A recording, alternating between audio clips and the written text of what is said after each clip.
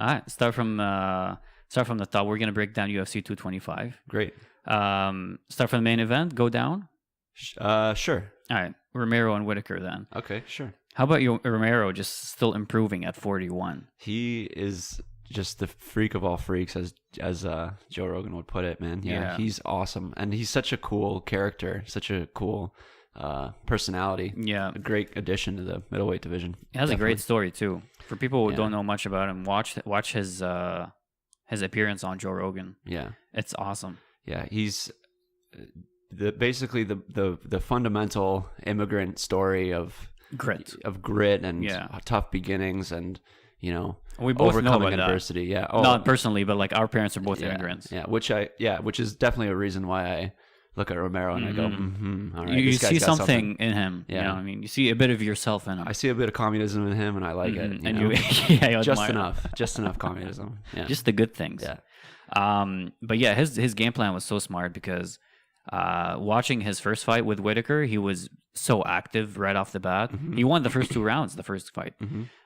And obviously he gassed right away. He lost the 3 rounds after that. Yeah. This one, he had his hands up. He was super slow, almost stationary, completely stationary, just preserving his energy. Yeah.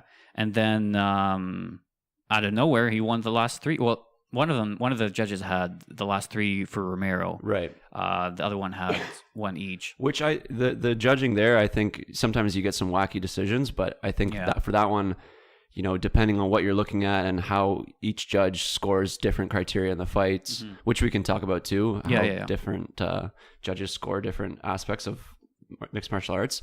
I could definitely see how they would give it one way to Romero. I agreed with John Anik on that. It's like I thought it was a 10-8 for Romero. 10-8? The last round in the round second 5? fight. Yeah. Yeah. I mean, definitely. He controlled. He did everything. Whitaker barely threw anything.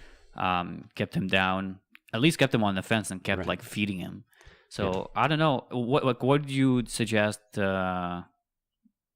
Improvements on the judging, have more judges or increase the score, like have a higher cap on the score. Just to go back to Romero's fight style in the rematch, just quickly, just to touch on that. Romero's very explosive, and he's known for his wrestling. So I thought it was really interesting the way he was being conservative, because he has been known in the past to either gas out or try to do some semi-legitimate / illegitimate things between rounds. So I thought that was a really good thing that he was doing. But to go back to the judging, I think the way MMA is set up, for people who don't know, is based on the old boxing system, the 10-point system, which frankly doesn't really make sense when you factor in elbows and clinching and knees and kicks and takedowns and grappling and all that. So as for how to expand on that, I mean, I'm certainly no expert, so it's hard to say, but I find more judges might be a good idea, might be a good start. At least 3, 4, or 5 would be good. That way, if one judge, either fucks up or sees things in a way that the other ones don't, you can have a situation where the majority rule still overpowers a mistake, quote unquote, and like statistically speaking, that works out well for all. It could be like less room for error in judging. That's right. Less room for human error. Yeah, exactly. And that's the thing I don't get about the UFC. Is like, is that up to the UFC to decide, or is it up to the commission to decide how many judges? I imagine it's a commission decision. Yeah, which is part of the reason the UFC struggles, because they're always kind of at the mercy of these commissions. Yeah, a little bit. And they have that old boxing head mentality where it's their way or the highway, and they're never wrong and things like that. So it'll be interesting if there is ever a change and what kind of change that might be. We even saw that in the Romero and this fight too, because Romero was cutting weight, right? He missed by 1 pound. They gave him 2 hours to cut that pound. Weighed in again within the 2 hours. Yeah, was 0.2 over. Halfway through, right? Yeah, was 0.2 over. They didn't let him cut anymore, even though he has 2 hours. They didn't let him finish the 2 hour, and that came from the commission, not the UFC. Right. Yeah. Oh, if it was up to the UFC, they would, Oh man, they wouldn't even weigh him in. Dana would have gone in the sauna with him. It's like, we're both doing this. Right. Yeah, it's very interesting. But I think that type of stuff, although it is, doesn't always work out in the favor of the athletes, it's beneficial for the sport, I think. Yeah. When it's done properly. But how can you do that properly, though? Is it less like That's the $1 million question, right? Yeah. That's what everyone's trying to figure out. It's really interesting, man. But it's, what makes Romero's performance so impressive is like how rough of a shape he was in on Friday. Mm-hmm. Yeah. When he weighed in, he was like being held up by his teammates or by his coaches, and could barely walk to the scale, could barely walk back. Yeah, it's one thing to fight, when you've got 8 hours of rest, you had spaghetti the night before, your mom told you you're the best boy in the world. Yeah. It's a whole other thing when you're cutting weight, take one look at Romero, he's shredded. He's diced to the socks. I mean, where when he's cutting weight, where is he even getting the weight to cut? You know what I mean? So he's depleting himself so immensely, and then to fight a guy like Bobby Knuckles, Robert Whittaker, arguably the best middleweight. I mean, well, maybe not arguably, probably the at best this point, middleweight. like he is so fantastic, man. And he's only 27, I believe. Yeah, 27. It's incredible, man. I can't even just thinking about obviously I'm not a professional athlete, but just thinking, good gracious, by the time I'm 27, if I'm 1/8 of the athlete that he is, then I will retire on top. I think he's a bit underrated, to be honest. Definitely, yeah. Like he's among the least talked about UFC champs, I think. Right. Yeah, and he's on a really impressive streak right now. I think he won Brunson, Jacare, Romero twice.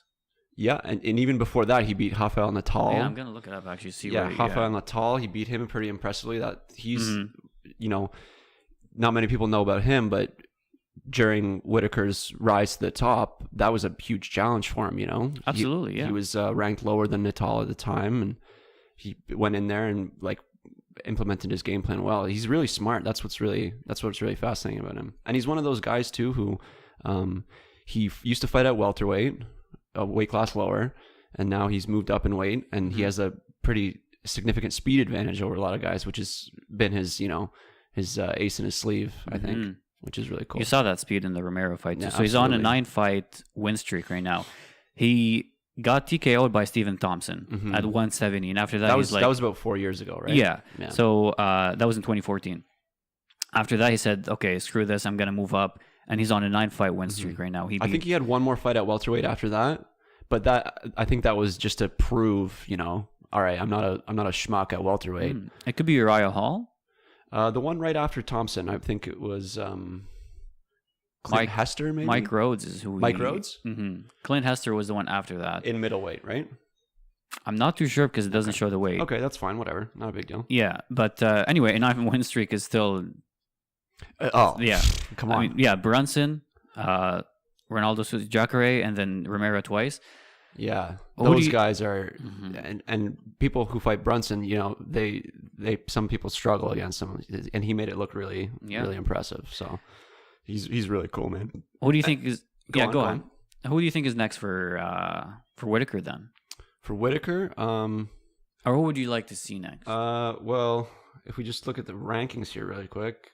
Luke Rockhold just got ranked number 2. Just got knocked out by Yoel Romero. Yeah, he. As a side note, he's my favorite fighter in the UFC. So fun technically, to watch. Just super fun to watch. Yeah, super fun. It's really frustrating. And Rock. Just a quick thing on Rockhold. He's one of those fighters that caters to all kinds of MMA fans. Absolutely, yeah. His ground game is spectacular. Yeah. Oh goodness. On the feet, he's amazing. His boxing, his kickboxing, his kicks are amazing. And he's probably the most handsome man on the planet. And he's the most handsome man on the planet. Yeah. So I mean, definitely. So he's a full package. Yeah, he has the full package. Yeah. I mean, other guys in the top 5, Kelvin Gastelum would be. I think that's probably the next for Whittaker. You could either argue him or Chris Weidman, but then, and there's a bit of a hiccup there, right? Because Weidman beat Gastelum, but he hasn't been He's been inactive for about a year and a half, I think. And in the meantime, Gastelum's rebounded off that Chris Weidman loss. Yeah. And he's strung together a couple of victories beyond that too. And what's really interesting about that matchup, I think, is, both guys used to fight at welterweight. They're both these speedy, hard-hitting guys, and they kind of represent like the next generation of talent. Yeah, in this division. They can mix it up really well, and I find, and they're both in their mid-late 20s. Yeah. Gastelum is a bit younger, but they're both young. The Romero, if you want to call it a rivalry, I wouldn't call it a rivalry necessarily since Whitaker beat him twice, but that is still like a saga. You could call it a saga. That saga is really interesting, and I feel like maybe the next big rivalry for Whitaker would be Gastelum, which would be really, really cool. That would be really cool. Yeah. And honestly, I could watch Romero and Whitaker fight 10 times. Man. Yeah, it's so cool. They match up so well, man. So well, and both fights were absolute bangers. They were talking slobber knockers. Yeah, that third round was probably round of the year. Yeah, absolutely round of the year.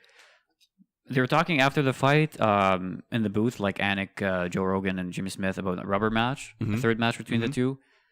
I mean, obviously it's fun, but like, how meritorious would that be to have them fight again for the third time with Whitaker 2-0? I think, especially, Whitaker's up 2-0. Romero has all these semi-controversial, asterisks on his record that have progressed him through the rankings and that have got him to the title shot. So maybe not, in the foreseeable future, but certainly if they were to fight again, I would certainly not be mad about that. No. Or he can move up to 205. Yeah, that's the conversation that him and Dana are having right now, right? Yeah. Yeah. That would be really because if you look at 205 is thin to begin with. Yes. And with DC leaving, it's even thinner. Yeah. Because he's thick. And also because he left. Like if you average all the thickness, DC's got about 90% of the thickness in that division. Yeah. And then with him gone, it's super thin. Yeah. There's not much thickness going on there. If you move up, fight Gustafsson, it'll be a great fight to watch. But then, okay, fine. So that's the conversation that him and Dana are having right now. He keeps missing weight. He's lost the opportunities at the title multiple times at this point, and typically when that happens in a guy's career, they move up in a weight class. Yeah. Okay, fine. Romero's a stud at 185. That 20-pound increase to 205, that's a big, big, big jump. And when you're facing a guy like Alexander Gustafsson, who walks around at 240, 6'5", fine, you're an Olympic caliber wrestler, but there's a reason weight classes exist, right? That's true. So he's a phenomenal perennial contender at 185, but how will he fare at 205? That's the next question, right? And but I think that would be a big fight for Gustafsson.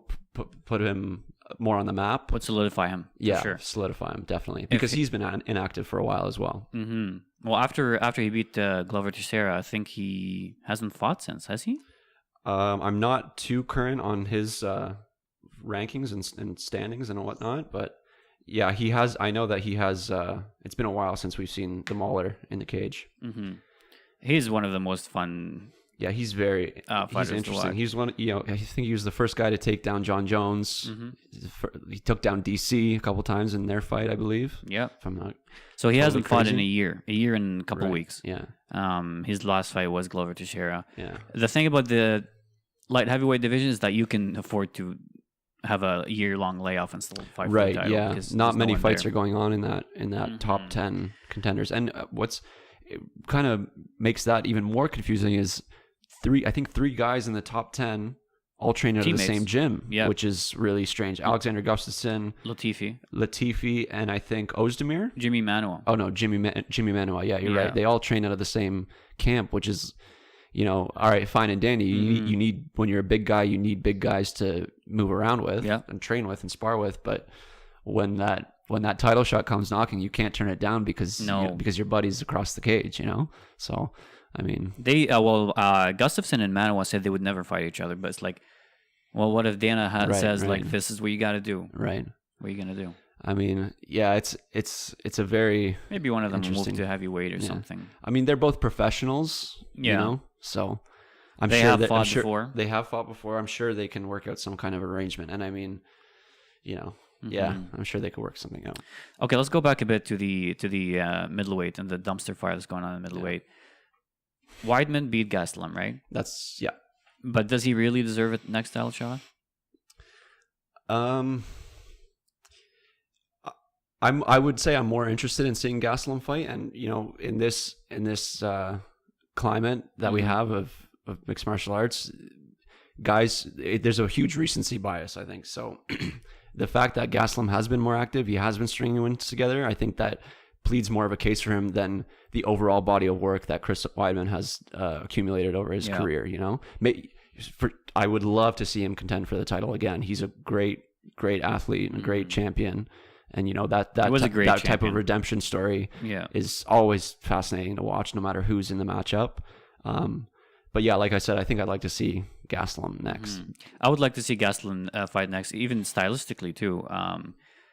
Yes, Weidman beat him, but I think Gastelum presents a bigger challenge for Whittaker right now. Yeah, he's more dynamic, you could say. Yeah, I mean, Romero, in my opinion, is a better wrestler than Weidman.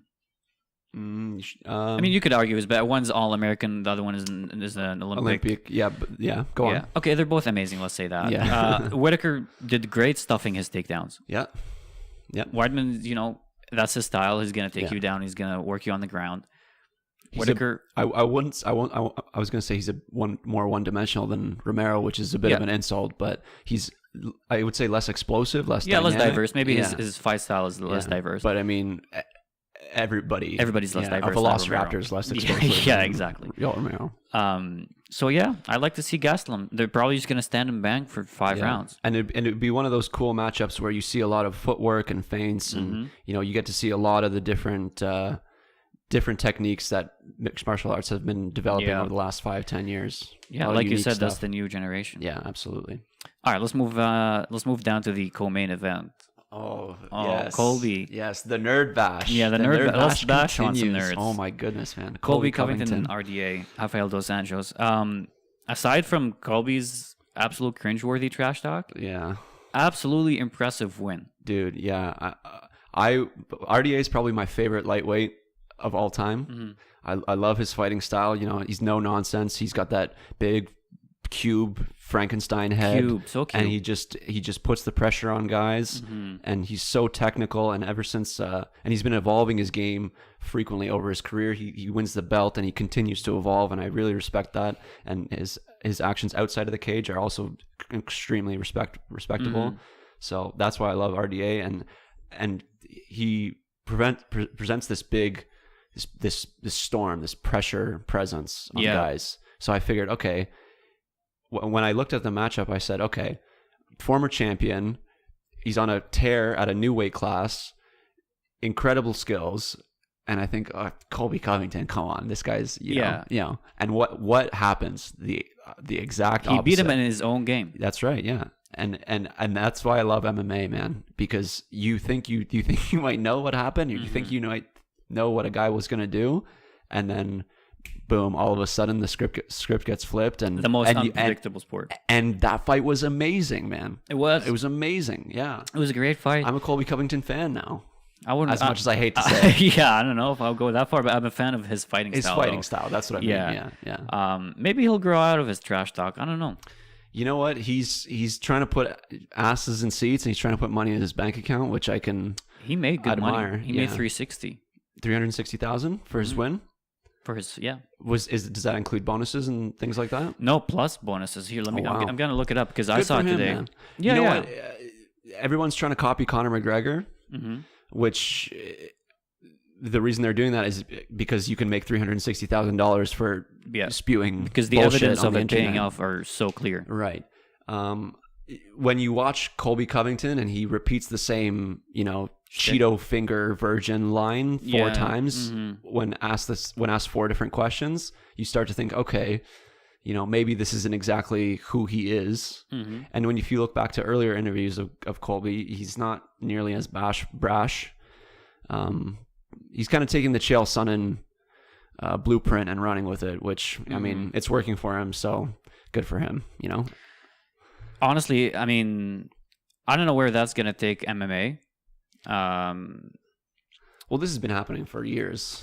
It has been happening for years, but Conor took it to a whole new level. I mean, it started with Chael, obviously. Right. But even when Chael was around, not a lot of people were on board. When Chael did it, nobody tried to copy him. Nobody saw it as a blueprint to success the way people understood it after Conor started doing it. But the reason Conor made it so successful is because you get a sense that that's genuinely him, and that's genuinely how he feels, and that's genuinely how he would react. His one-liners and his chirps are they're off the cuff, and they're perfect, man. He's witty. I mean, it's got to come natural. You know what I mean? Yeah. And the human mind is capable of detecting that. Like we're the best lie detectors on the planet. So Overeem topped the list as always. He made $860,000 for getting absolutely mauled. I mean, good for him. Absolutely, he deserves it. Look at his resume. I mean, the guy's been fighting for 70 years. He's an absolute legend. Yeah, Overeem's one of my favorites, man.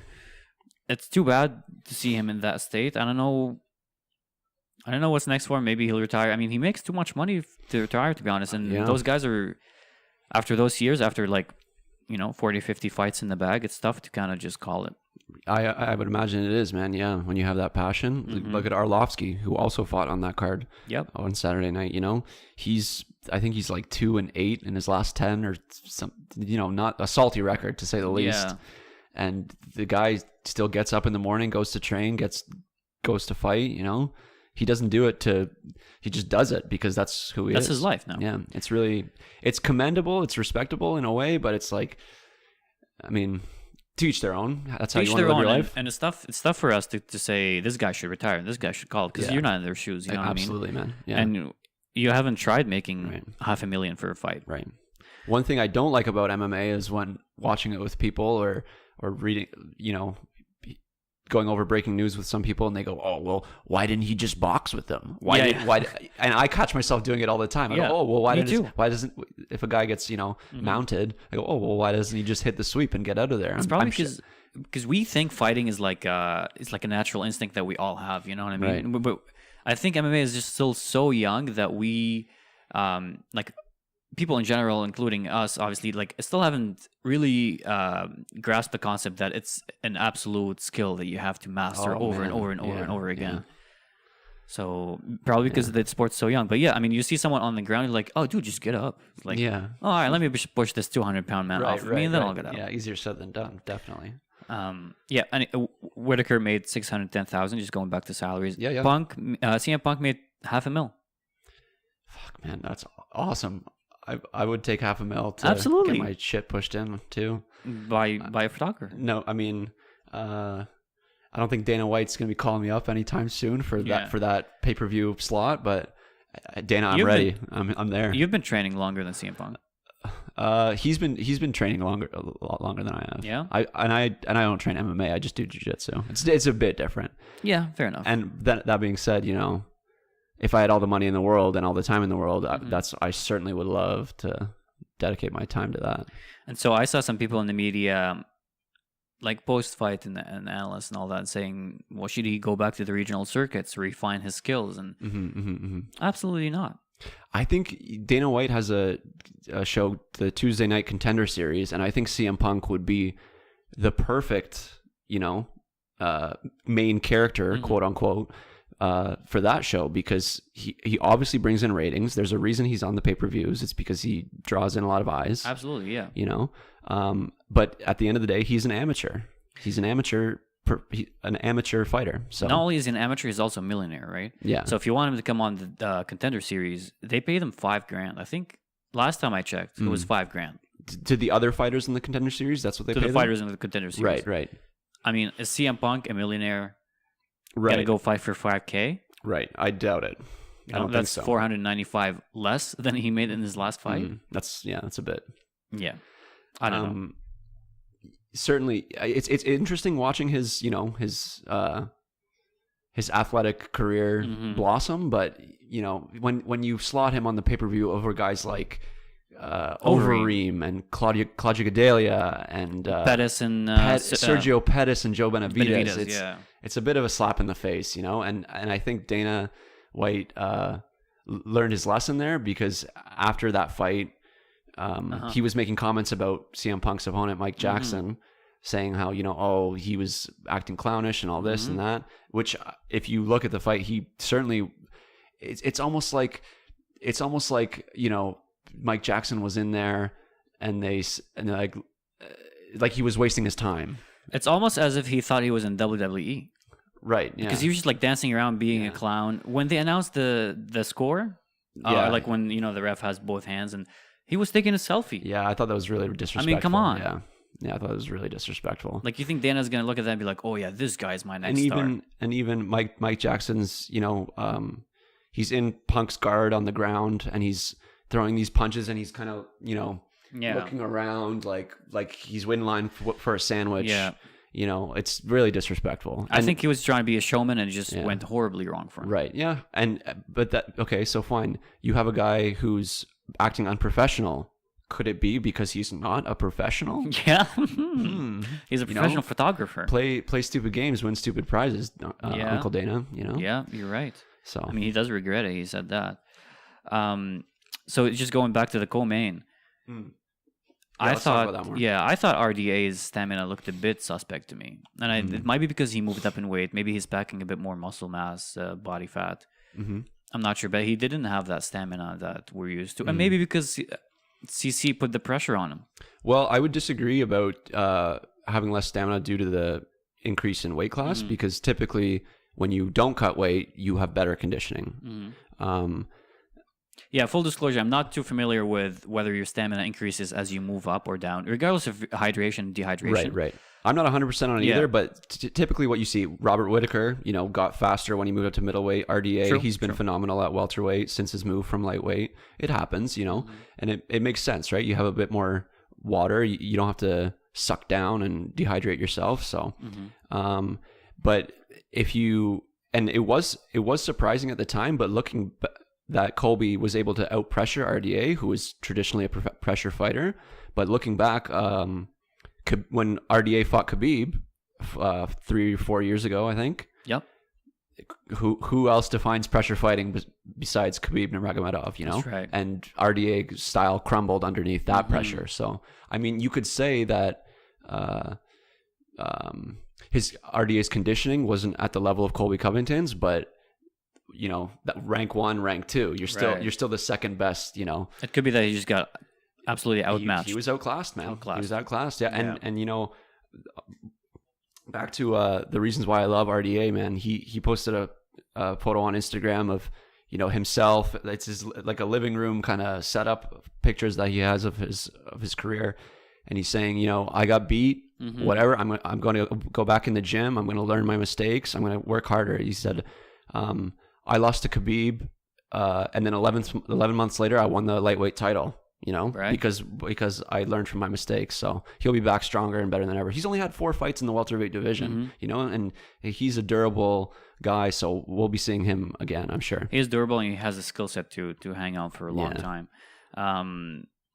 The welterweight's kind of a bit it's not as disastrous as middleweight, but there's still some question marks there. So there's a lot of new blood in welterweight, which is cool because it's traditionally been one of the most stacked weight classes that UFC has had. And this is a great problem for the UFC to have because Dana always says our job is not to build champions, but to build contenders. Yep. And they don't have a shortage of contenders at all in the welterweight. Oh goodness, no. Till you got Usman, you got Robbie Lawler, who's still in there in the top 10. I wouldn't call him a contender these days, but he's certainly still in the top 10. Still there, still in the conversation.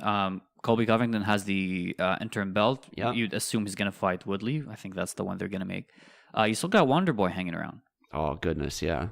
And Wonderboy, he just lost a decision to Till, but, make no mistake, he's not out of the conversation. No, God, for, top 3. He's still a nightmare of a matchup for everybody in the top 15, man. Mm-hmm. And, he had 2 not so interesting fights, you could say, with the champion, Tyron Woodley, and I think that kind of puts a sour mark on his. The first one was good though. Appeal. I love both matches, man. They were sweet. But in terms of entertainment value, the first one was really good. The second one, I was really entertained just because I was emotionally invested. Yeah. So I was pretty nervous, and I didn't get that sense that it's boring. Mm-hmm. If I'm watching it as a neutral fan, I'm definitely bored. Right. Or as someone who isn't invested in the characters or exactly it's the characters. Yeah, I don't know. I wonder, Covington's going to fight Woodley. Right, yeah, that's definitely the next matchup to make for the title picture. And you got to think that Till's got next. Till probably after that, maybe. I'd like to see Till fight one more time just because there was some controversy with his win. It wasn't It wasn't a stellar, highlight reel finish. It was an impressive win. Absolutely. Stephen Thompson is an incredible win to have on your resume. He did miss weight by a lot in that fight. So to me, but who cares? At the end of the day, when you Google Darren Till, you look at his record, it just says a W beside That's true. on the column. You know what I mean? It doesn't say all this crap that fans like you and I worry about. That's true. So we could see that. Yeah, he did miss weight. You got Usman, man. Kamaru Usman. Maybe throw him in there with Till for number 1 contender. That'd be really interesting. Yeah. Usman's ranked 6th in the world. That'd be interesting.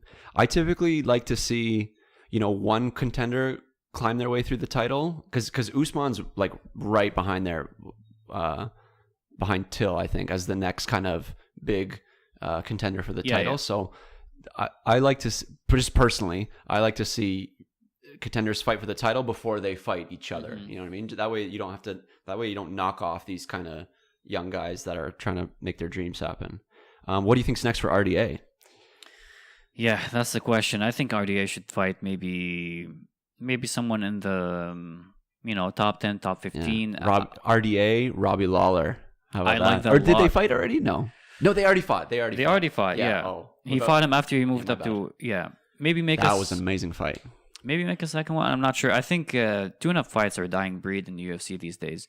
And fighters, I think their egos are getting in the way. Why are they a dying breed? Why do you think they're a dying breed? I think not enough fighters are taking tune-up fights after they lose. Maybe we saw it in Weidman. Yeah, they all just want to get back in there. They want to get back in there, fight again for the title or for the number 1 contender, or maybe fight a top 3, top 4. A tune-up fight is not a bad idea, man. But are there tune-up fights in the talent-stacked welterweight division? I mean, by a tune-up fight, I mean like relatively tune-up. Maybe someone in the top 15, top 10. Yeah. But maybe... also, the reason they don't take is because it's risky. If you lose to someone who's ranked 14, let's say, where does that put you? Where does that put you? Absolutely, man. Yeah, I hear that. It's very interesting, man. Maybe RDA versus Wonderboy, Stephen Thompson. That could be cool. That would be really cool, man. That'd be a cool fight. That'd be a cool fight. For all fans, the diehards and the casuals. I think. I don't know who I would favor in that fight. That'd be really interesting, because you got to imagine Wonderboy's got that reach, but he has that speed to match RDA's. Stephen Thompson, but how does that long, reachy, rangy style match up against a pressure fighter like RDA? Hey, how about Jorge Masvidal? When was the last time you heard his name? Oh goodness, he fought Wonderboy, but after he lost to Wonderboy, he's been. Can't remember last time I heard his name. Yeah, well, he was in the corner. He was for Colby and I believe Romero. For Romero, yeah, they're all boys, which is cool.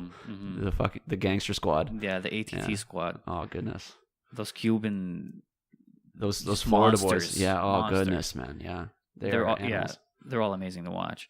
Yeah, I don't know. Wonderboy RDA wouldn't be too bad of an idea. And then you got just lower down in the top 15, you got guys like Leon Edwards. I think he's fighting Donald Cerrone coming up. Cerrone has a fight book. International card, I think. Gunnar Nelson's still there, man. Oh, yeah, Gunnar Nelson. I like Gunnar Nelson. He's a bit small for the weight class, I think, but he's still always fun to watch. Where's Ponzinibbio ranked right now? He's number 10, ranked higher than Donald Cerrone and Gunnar Nelson and Leon Edwards. Makes sense. He beat Gunnar Nelson. Yep. Ponzinibbio's one of those guys not many people know about, but he's always game and always a tough out. Argentinian monster too. Okay, move down to Holly Holm and Megan Anderson. What do you think of that fight? Oh goodness, yeah, that was a really cool one to watch. Big women's MMA fight, huge. Holm, I've been a huge fan of hers ever since she knocked out Ronda. Again, one of those fighters like RDA who just wants to keep putting the work in, wants to keep working, and puts her nose down. And thanks God for the wins, thanks God for the losses. You gotta admire that mentality too. It's I love it, get man. knocked down, get back up. Get knocked down, get back up. They're great representatives for the sport. So I can't help but to like fighters like that. And then Megan Anderson, you want to talk about a bae, man? Come on, she's super fine. She's got to be 6'8", probably. Oh, she's all of I don't know 7'12", man. Yeah. She just looked tatted like up. And that's not that's not the first thing you notice about her, because as soon as she steps in the cage, it's on, man. She's really talented. And in the first round of that Holly Holm fight, she gave her the old 8-piece combo. She came out hot. Yeah. She came out really well. But Holly Holm's a veteran, man, a crafty, grizzled veteran, comes in with a strong game plan, more experience, you could say. Way more experience. Or you could definitely say. Yeah, way more experience. I don't think this was Megan Anderson's first fight in the UFC. I don't think she, wilted under the big lights. I think she's used to that. But at the end of the day, man, yeah. I mean, she's relatively young. She's 28. Right. She's not like a young up-and-comer, but she's also not old. And in a thin division, 145, very thin.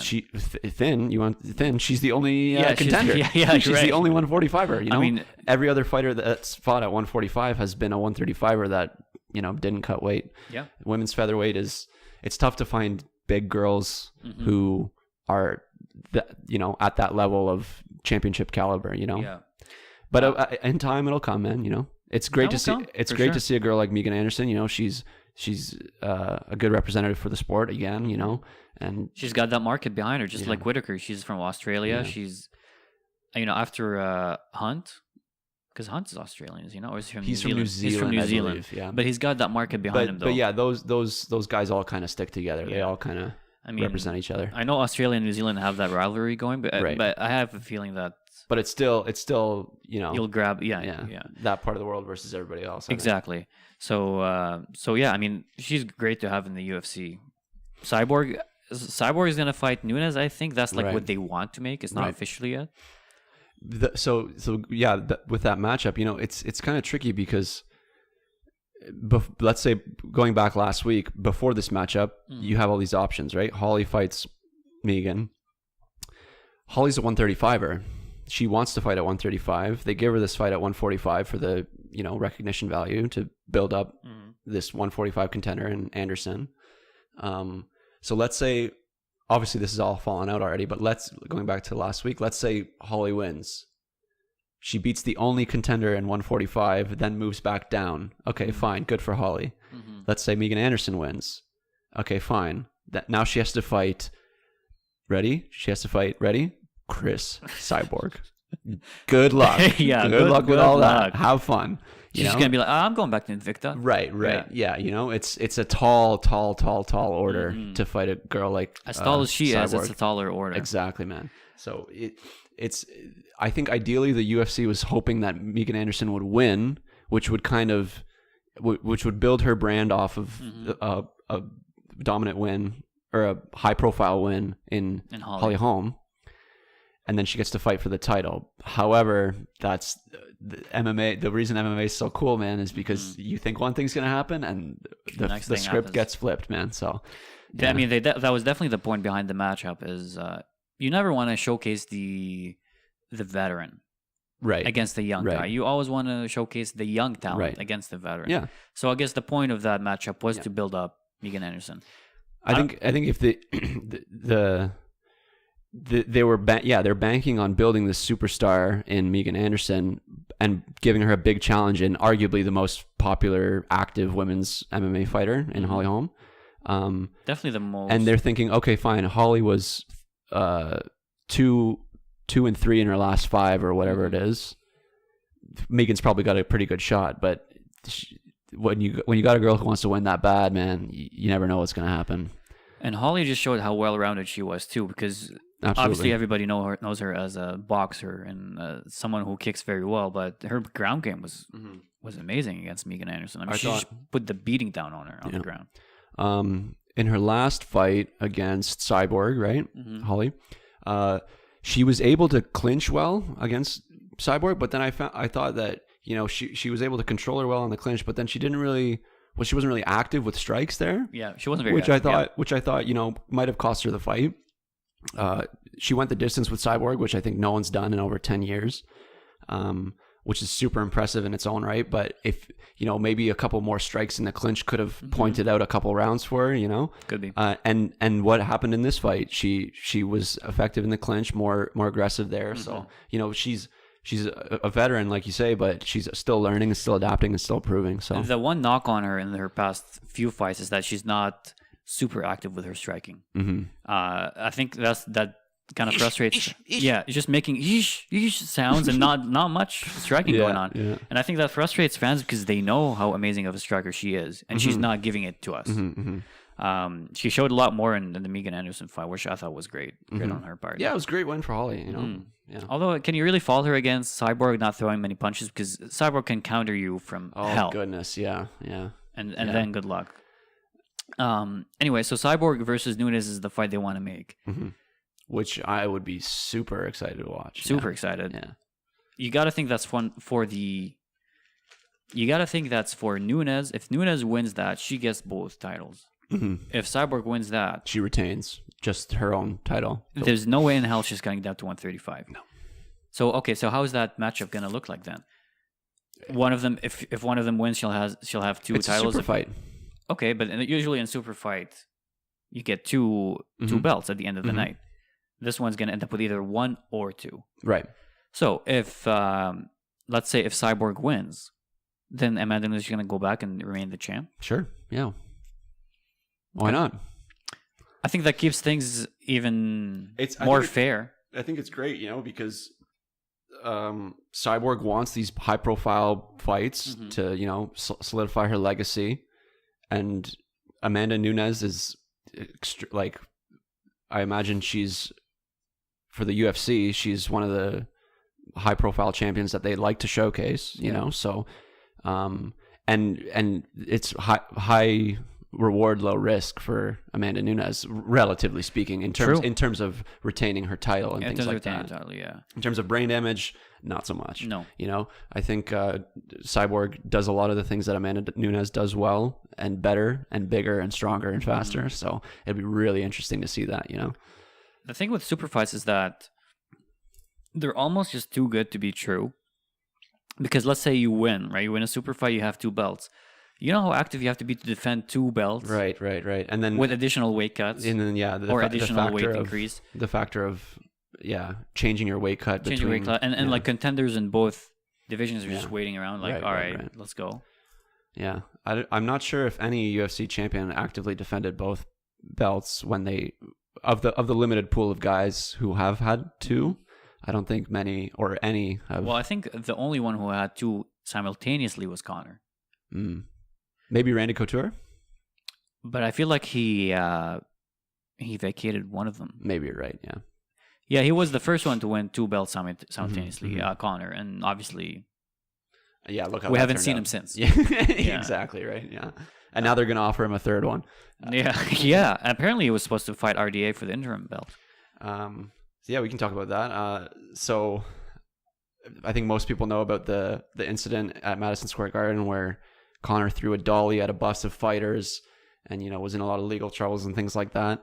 And then so that was about a couple months ago. And I think, recently within the last week or so, the Dana White and the UFC reported that they were going to offer Conor a third title fight at welterweight, but if he didn't throw that dolly, they would have done it. Right? Which I look at very with skeptical eyes.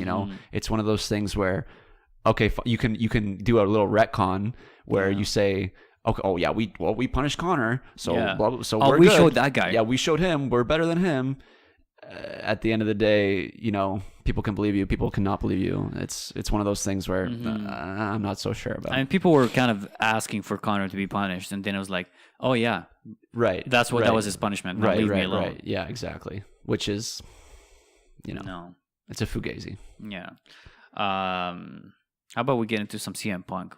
CM Punk versus. We talked a little bit about that before, but I mean. So hang on. So we did Romero Whitaker. We did Holly. Is there a fight we're missing? Oh yeah, I mean we did the main event, the co-main event, and then Holman Anderson, and there was one more before Punk and Jackson. Yeah. Who am I thinking of? Arlovsky and Tuivasa, maybe. Yeah, that was on the main card. Yeah. That guy Tuivasa is an inspiration to barrels worldwide. Yeah, he's a cool guy. If you're thick, that's your idol. If you're a bowl of Jello, that's your idol. Yeah, yeah, he's cool, man. Yeah, I mean, he's got a. There wasn't anything super spectacular about that fight. It's heavyweight. It's always fun to see those big guys, slobber knocker each other. It definitely is the most high profile win of his career. Easily. Yeah, especially as on the main card against a name like Arlovsky. Yeah. Did the shoey after. Oh, so gross, so disgusting. I remember in high school we used to do those all the time. You'd done a shoey before? We didn't spit in them. So you're supposed to spit? In Australia, yeah, they take the shoe off, they spit in the shoe, they fill it with beer, and then Jesus Christ. Yeah, it's vulgar. But yeah, in high school, like the first person who ever thought of doing a shoey, like what the hell was going through his mind? Bro, they're Australians. It's a nation of ex-cons. They're animals down there. I don't know what goes down in Australia. It's the most fascinating country in the entire world. It's like Canada on meth, I find. And in summer all the time. A lot of Australians act like Canadians, I find. Are they nice? Probably nice people. Yeah. Nice people, man. Yeah. Always nice. Always hammered, too. So always hammered. Yeah. Seems like Canadians to me. Overeem versus Blades. I mean, that's not in the main card, but, R.I.P. Overeem. Oh, dude, yeah, man. Like I said, it's tough being an Overeem fan. Yeah, but it was a huge win for Curtis Blades. Big win for him, for sure. And he's, I think he's only 27 as well. So the sky's the limit for that guy, man. He's really good.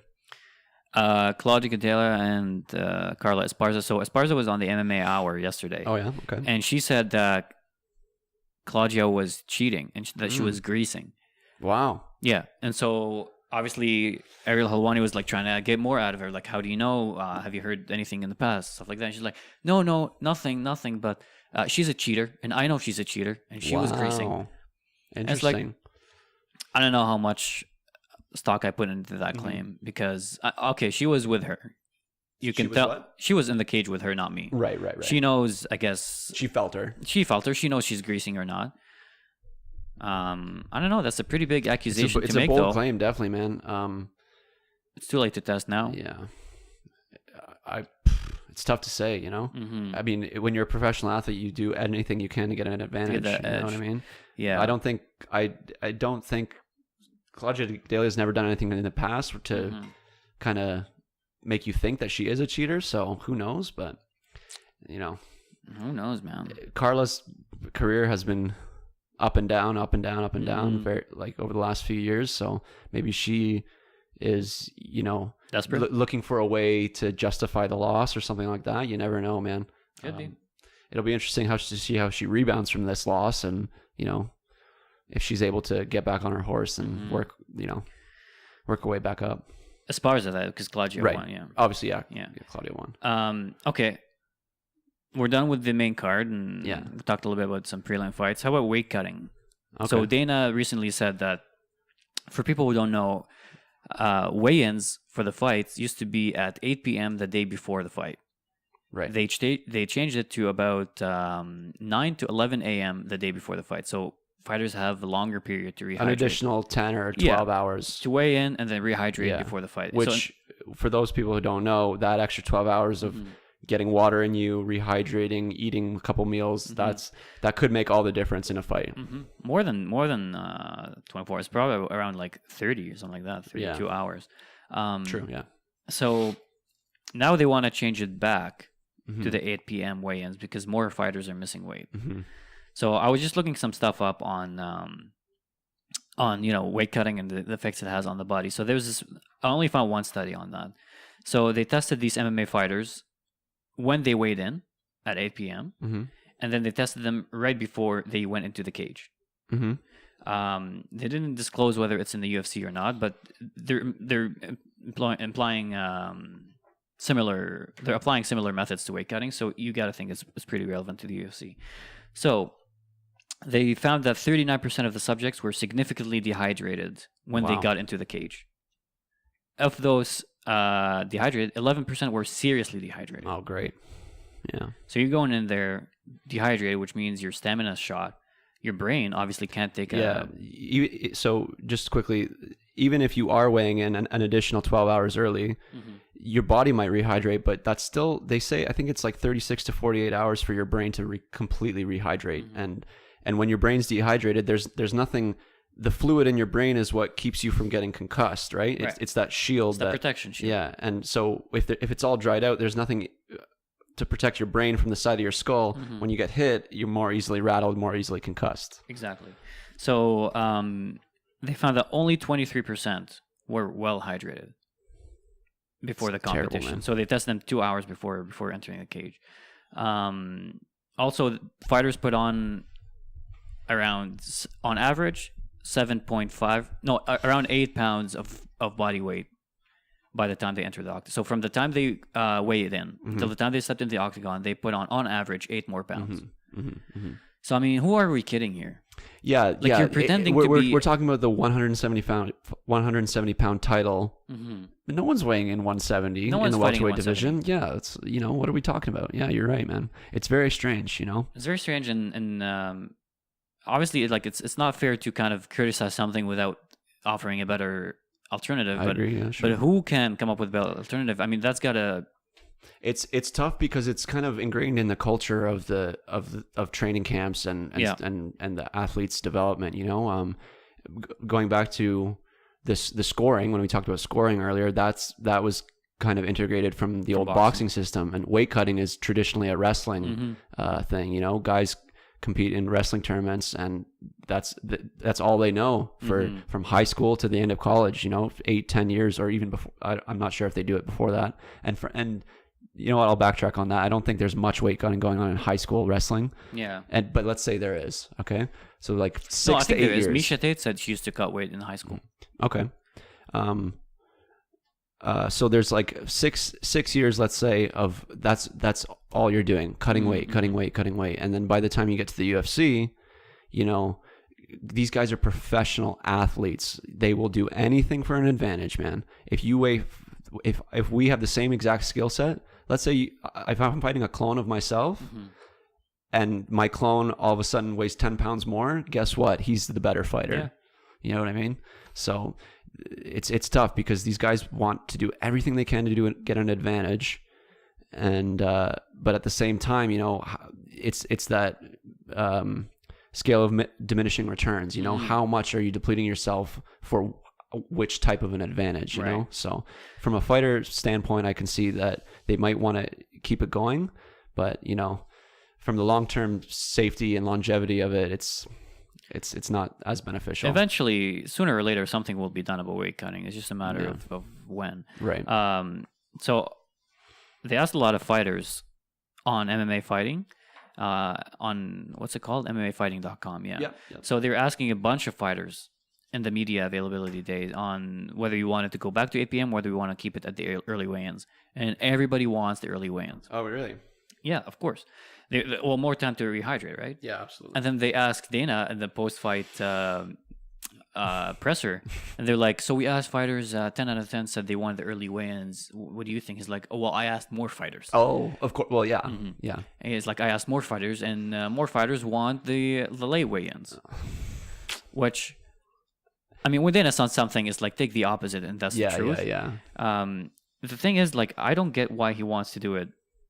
I know more fighters have missed weight after they implemented the early weigh-ins than before. There's been an increase in missed weights ever since they've added this. Yeah. So, but here's the thing: why not have a weigh-in that goes from, let's say, 9 a.m. until 6 p.m. Right. Yeah. Or 9 to Just 5. open How the about window having 9 to 5? So the argument against that is that they don't want to employ the commission staff for longer and pay them more. But here's the thing: come on, yeah. If someone misses weight and pulls out of the fight, that's money you've lost on promotion because you've spent hundreds of thousands of dollars promoting a fight. Right. So you want to risk losing hundreds of thousands of dollars? Yeah. To not spend a couple versus thousand? Paying minimum wage for a couple commission. I mean, what are they doing? Yeah. Get on the scale, yell the score, or yell the weight. Yeah, it's really interesting, man. I think another counter argument to opening the scales for a longer period of time goes back to the weight cut issue, man. Like a weight class, so welterweight, for example.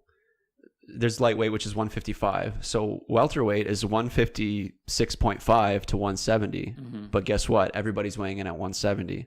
So if you open the scales from 9 a.m. to 6 p.m., everyone's going to weigh in or most people will weigh in at 5:30 p.m. or something like that. You know, It's like you can open it to a range, but people will ultimately find the optimal thing. But maybe that is a good solution. You know, open it up for a longer period of time, determine where guys like to weigh in, and determine the best time fighters like to weigh in that produces the best results for a made weight result.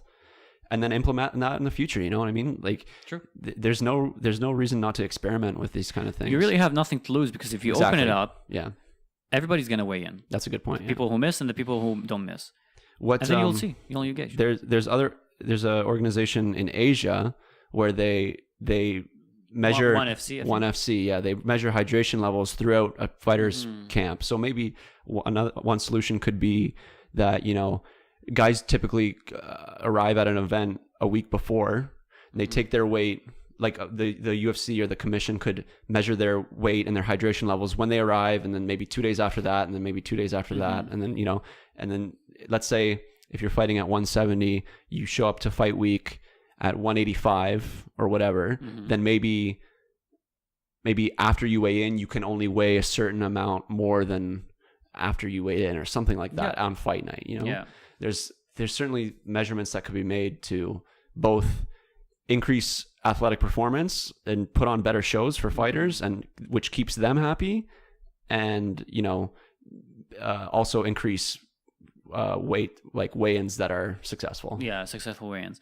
I heard, but I'm not sure, because I don't watch ONE FC. And I don't Me neither. Yeah. I don't want. I'm filthy casual. I don't watch Asian MMA. I think the knock on them is that they have a lot of opponents that are mismatched size-wise. A lot of fights that are mismatched size-wise. And I don't know how that can happen. I think maybe fighters figured out a way around those kind of, you know, weigh-ins on a timeline. They figured out a way around it, so that by the time they step in, they're much bigger. Yeah. Oh man. Well, doesn't matter what system you implement, man. There's always going to be a way around, man. They'll find a way. You know, people, and now that we're in the USADA era, where the United States Anti-Doping Administration is implementing, you know, Olympic level drug testing, there's still guys who are cheating. There's still guys working around that, you know. So I think the best solution would be to find a method that both increases fighter, you know, health and safety, and also produces, you know, better athletic performances. That's the best that we can ask for, I think. Okay, let's end on this question. Do you think that eventually we'll reach a point where MMA is no longer a sport because of the continuous research in CTE and all that? And I think that this is a question that was asked to Joe Rogan a while ago. I forgot who asked him that, but it was a good question. Like, do you think we'll reach a point in time where... What did Rogan say? I'm not sure what he said. I think what he said is, like, we're kind of seeing it already, where people are hesitant to enroll their kids in football, and maybe as the research continues, MMA will be next. I mean, I hope not from a fan's perspective. Oh, definitely, yeah. Well, I think sport and competition is, you know, deeply, deeply rooted in the human psyche and the human condition. So there's always going to be some kind of entertainment sport on TV. You know, and even now there's things like Boss Rutan's karate show, or whatever the heck he's doing over there, where, you know, they don't strike to the head, or they don't do kicks to the knee, or whatever, right? Like, let's say, I think there, and if there's money to be made, there's a market will develop. Yeah, exactly. You know what I mean? So, I think there we'll always have things like football, and you want to talk about being ingrained in the culture. Football is about as American as, you know, as democracy, or as American pie, as pie, as a pie. Yeah. But certainly, I think as more information comes out, people will be more cognizant of the risks and things like that. But with every adaptation, there's a counter adaptation, you know? So as we learn, as people become more hesitant, the game will become more refined, safer, and the interest will continue to grow, and it'll snowball from there. That's what I think, man. I think obviously Dana White has done like an amazing job of growing the sport and growing the franchise. There's absolutely he's the best promoter in the world. Yeah, absolutely. But I think there's still a bit more for him to do in terms of focus a bit more on that. Yeah, man. Just like the early weigh-ins, like, maybe open the weigh-in window a bit more. Maybe you just have a bit more of an open mind when you approach these issues. I think a spot of like a silver lining, you can, if you're an MMA fan, you're worried about, the future of the sport and things like that. The way I think of it is MMA and the UFC, they're about 20, 22 years old. Think about, like, if you want to compare it to the NHL, which just celebrated its 100th year. Yeah. 22 years in the NHL was about 1930. Guys didn't wear helmets. Guys didn't wear face masks. Like, nobody, goalies, if goalies didn't make any good saves, things like that. You didn't have, we're in a very rudimentary state. Think about where a sport like hockey got in 20 years versus 80 years later in today's timeline. And think about MMA now, and think about where MMA could be 80 years in the future. Yeah, correct. Think about, and I think about that, and I think, God, good Lord, man. You wonder what it's going to be like when it reaches the age of... Right. Because you're right, the sport is in its infancy, and I think the one advantage that MMA has on its side is that it's seen the development of the MLB and the NHL and the NFL. It's seen them... They have a blueprint to kind of work off of. Exactly. Yeah. They've seen the development of those leagues, so they have some mistakes and some good moves to learn from. Right, absolutely. That they've seen. And something that MMA has that other sports don't have is it's everybody fights, man. Every single person knows what fighting is, knows how to fight. I mean, relatively speaking, and they do it in every corner of the world. They don't necessarily know how to fight, but it's in our evolutionary makeup. It's an instinct, man. Yeah, and you don't need hockey pads to fight. You don't need a goalie mask to fight. You don't need a basketball and a net to fight. You need two shovers and two legs. That's it, man. So. Or even one shover. Have you seen Nick Newell? That's right. There you go. You don't even need two shovers, man. Let's bring that up. On people who don't know, Nick Newell is a professional MMA fighter who is. He's on Dana White's Contender Series. Yeah, I believe, so he's about to fight on Dana White Contender Series, which is an event where the people who showcase themselves and are successful in kind of showcasing themselves and their talents can get a contract to fight in the UFC. He has one arm, right? Right. I think he has. Was he born half an arm? He was born, I believe, with a defect that he only has half of one forearm. He was born with it.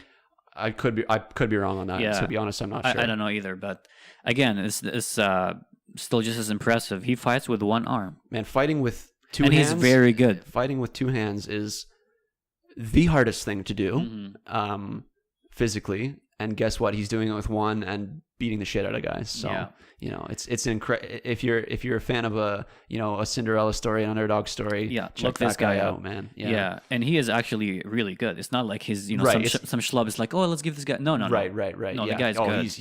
He's there to win, man. Yeah, he's crazy.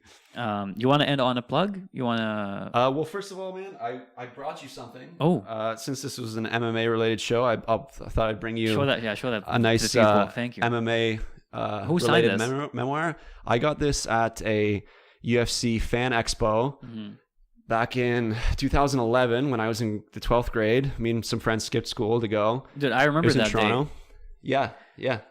I asked you, I was like, where were you? And you're like, oh, I was at the UFC event. And for people who don't know, that's like the year I moved to Canada, right? Yeah. So I was just like, just a quick note on that, man. I remember when you moved to Canada, I remember being in homeroom with you in the 12th grade. I remember turning around and everyone was in our school uniform and you didn't have one on. And I think, oh, this friggin' rich douchebag doesn't have a uniform. I didn't realize you couldn't speak a lick of English and, didn't know anything. And we've been friends ever since, man. That's true. It's been an honor to be on the show as a fan and as your friend, man. But yeah, this thing, I got it signed by, let's see here, Hoist Gracie, Chuck Liddell. Hoist Gracie himself. Hoist Gracie, yeah. Chuck Liddell, Frank Mir, Ben Rothwell, Anthony Pettis on this side, I believe. Showtime. Yeah, Showtime, my man. And yeah, I just figured I'd leave it here for the studio, Thanks, man. I appreciate that. Yeah, dude. I appreciate it a lot. My pleasure, man. Like I said, man, it's been a pleasure to be on the show as your friend and as a fan of Fandom Science. Well, this is not the only time you're going to be on, dude. Well, yeah, man. Anytime you want me back on, I'd love to be on. Whenever you want. Every time there's a UFC event, let's break it down. Yeah, sure, man. I'm down. I just wanted to say, so my interest in MMA and martial arts comes from practicing martial arts. So I trained jiu-jitsu at a local club in Oshawa called Bruckman's Martial Arts. If anybody's interested in martial arts or training boxing, kickboxing, we have kids classes, adults classes. This Friday, June 15th, they're doing a 50% off sale. You can get a year membership for 50% off. It's the best deal you'll ever get on anything, not just a gym membership. Yeah. And people who train know just how expensive martial arts training can be. So a 50% off deal is honestly... Yeah, man. That's when I first started, that's what I did. I signed up for the 50% off. Yeah. I signed myself up for a year, and then every time... And I was thinking, God damn it, I don't want to train, but I paid all this money. I might as well go. And I'm 2.5 years into my martial arts journey, and I couldn't have asked for anything better. So if you're interested in that, you can Google Bruckman Martial Arts, or you can message me on Instagram or Facebook. Yeah, I'll put your Twitter handle or your Instagram handle down in the thing. People awesome, man. Yeah, this was awesome, man.